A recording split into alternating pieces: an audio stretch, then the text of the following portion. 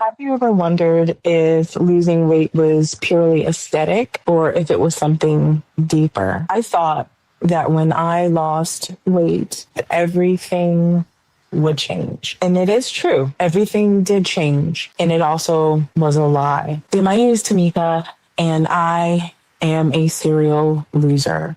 I've lost more than 500 pounds and gained it back in over the last 20 years. And I've often wondered why I gained it back. Initially, when I was wanting to lose weight, I did it because I wanted to keep a man, or I wanted to do it because someone else wanted me to lose weight because it was the best thing for me. And the bottom line is, although aesthetics is important, the really underlying reason why weight is so hard to come off is the most important.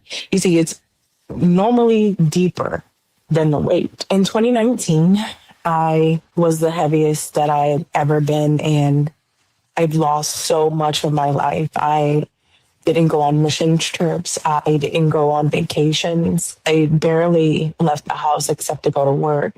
And at that time, it was a job that I absolutely hated. And around my birthday, maybe a month or so before, my birthday is in August, I decided that I wanted to stop allowing my weight to control the way I live my life. So I said I wanted to do something for my birthday. And I asked my girlfriends and my mom if they wanted to go with me to see a Joe Scott concert. And we went to Oxford. And I was excited because it was turning 42. This would be an amazing weekend away. I would get an opportunity to see Joe Scott. We would get an opportunity to spend time with my girls.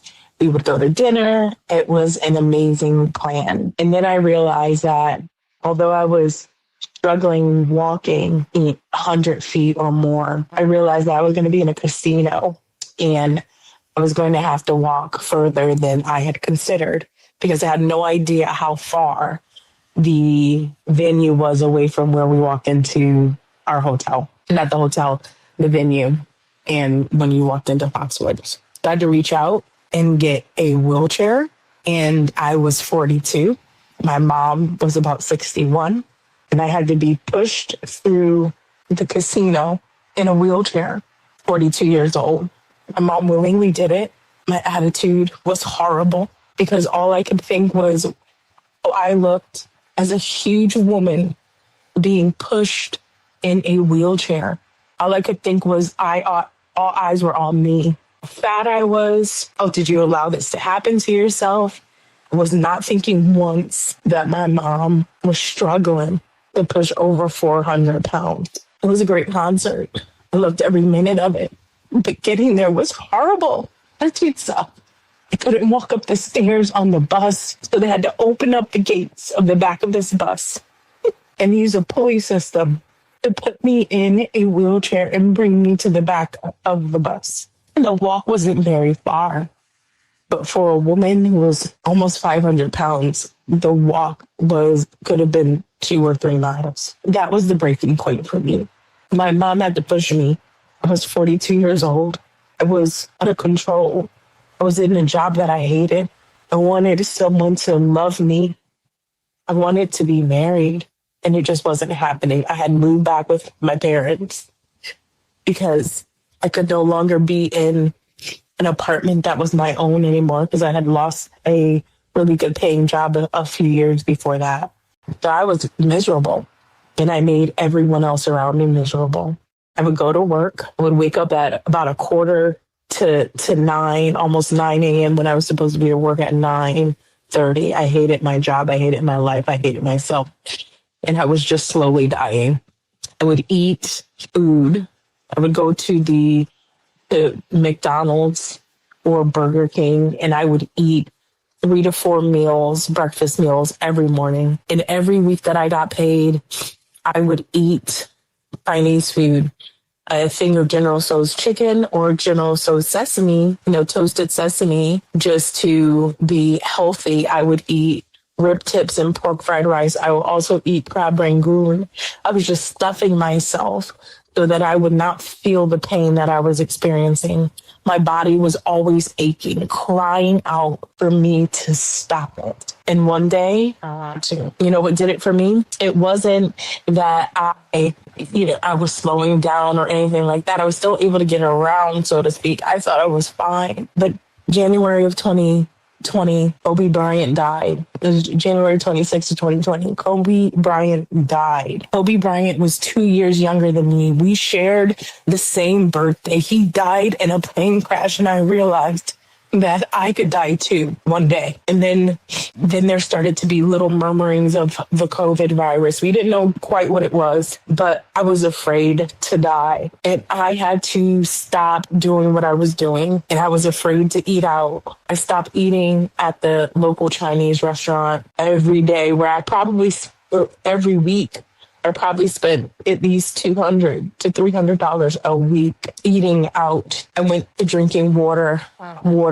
with lemon only every day. And I stopped buying out. I did Instacart and ordered lean cuisine and healthy choice meals. And I started to eat vegetables again and fruit and eggs, and I slowly phased out all of the fast food that I ate. And I slowly started to cook again. And I slowly started to be happier. But I had another furlough. I lost my job temporarily, the job that I hated. I was stuck at home, and we were all basically sheltering in place because of COVID.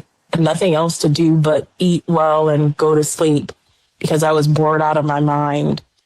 And in that cocoon period of time, it was from March 15th to about May 20th or something like that. I didn't have a scale to get on. I knew that I was losing weight. I knew that my face was going down. I decided to go back to work because they called me back, even though I absolutely hated my job.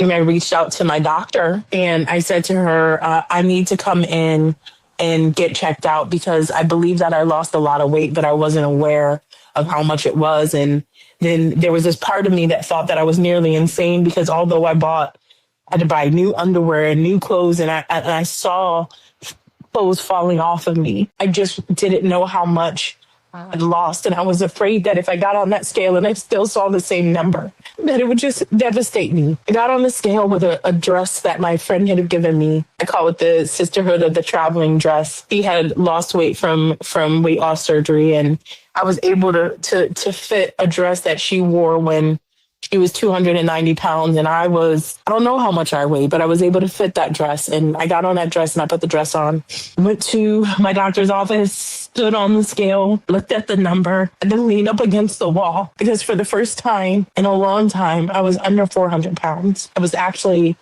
352 pounds, and I weeped. And the PA was like, "Are you okay? Are you okay?" I'm like, "Yes, I'm okay. I'm just shocked, because I hadn't seen this weight in such a long time." I'd lost 126 pounds. I went from 480 to 352 in less than 5 months. And it was because I was afraid. I was afraid to die.